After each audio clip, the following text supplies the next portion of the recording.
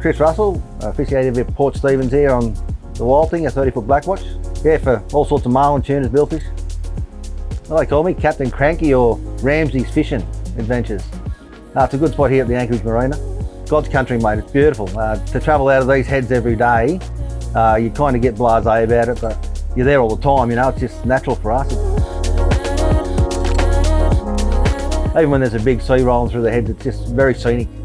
So we're currently sitting on my Blackwatch 30. That's a flybridge version. 30 foot long, 9 foot wide, draft of 1 metre. Powered by two 400 horsepower NEF Iveco diesels with 200 hours on them. The reason I purchased the 30 Blackwatch was coming up as a young game fisher back when I was a kid 20, 30 years ago. Obviously the game fishing scene was full of Blackwatch boats back then, and that was the marquee boat to go to in Australia for fishing. So that was my dream boat, I guess. So when this one became available, I jumped on it. With the new engines, we usually run to the shelf and fish all day and come back on about 200 litres, 220 litres a day. Inshore, yeah, it's 90 to 100 on a big day, so depending on how far we run and how excited I get with the throttle. So today we've got on the boat, we've got Wilco, Steve Wilkinson, Stephen Woods, and also Josh Carney. So they're usually the 3 blokes that are on the boat. So we left the Anchorage Marina at Port Stephens at Corlette this morning. We travelled out to Cabbage Tree Island and caught our live slimy mackerel. And we travelled north to Seal Rocks. We're currently sitting on a reef known as the New Ground. Very popular spot during the season. A lot of boats get up here, but luckily enough today we've got it all to ourselves, so hopefully there's a few fish around. Yeah, it wasn't long. Probably spent 30 minutes on the grounds, I guess, and we had a bite on the short rigger, and the rod grabber grabbed it as usual. Small black marlin, around 20 kilos. Chasing him around, some good shots. Got a tag in him, lifted him for a quick photo, and then swam him and let him go. As much as I think marlin are a dumb creature because they eat a big bit of plastic and stainless steel hook and stuff like that when they eat a lure, you still like to keep things as small as you can and as natural as you can. I've been fishing with the Penn brand for forever. I guess my father had Penn reels when he was younger. We're running the Penn Slammer 4s. For the last 3 or 4 years we've been running the Penn Slammer 3s. We've stepped up to the 4s just recently. I stepped down a size from the 7500 to the 6500 just purely because the 6500 retrieves the line quicker. So a bit less line capacity, but on these small blacks we're not moving 150 metres of line anyway, so the line retrieve speed was important. Yeah, we chased marlin with spinning reels just for the ease of use.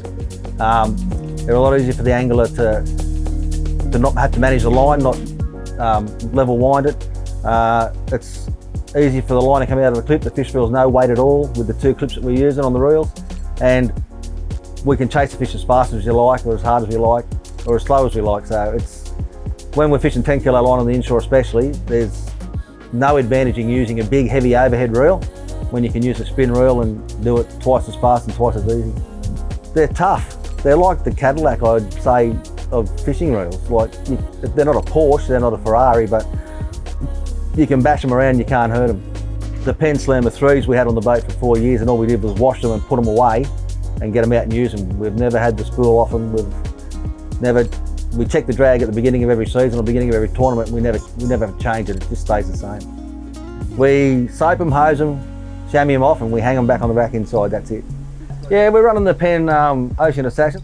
They're a 6'2" model at the moment, but I'd like to get up to a 7-foot model so that we've got a bit more flex in the tip for the braid that we're running, because we run braid main line and then a mono top shot of about 50 to 100 metres. So I like to have that long, softer tip, but a powerful butt for when we're fishing. We run a 9-foot, 60-pound wind-on leader with a 4-foot front leader on that with a 7/0 owner circle. There's no need for anything heavy, and we're not putting a great deal of drag on these fish, and they're not long, drawn-out fights. And I run the dredges about 5 metres in front of the bait. The theory there is for the fish to come up on the dredge and then see the straggler 5 metres behind it and pick him off. Yeah, we run the Fish Razor brand teasers. We run a strip teaser off the right hand rigger long, and off the left rigger, the short rigger, we run a tuna Z inside a Z teaser. It's a dredge teaser with reflective on one side, and it's a black silhouette teaser on the other side, so you get the best of both worlds with that one. It's turned to shit, to be honest with you. We've got a bit of a storm front coming in. Wind's picked up, cloudy, it's about to rain. Not good.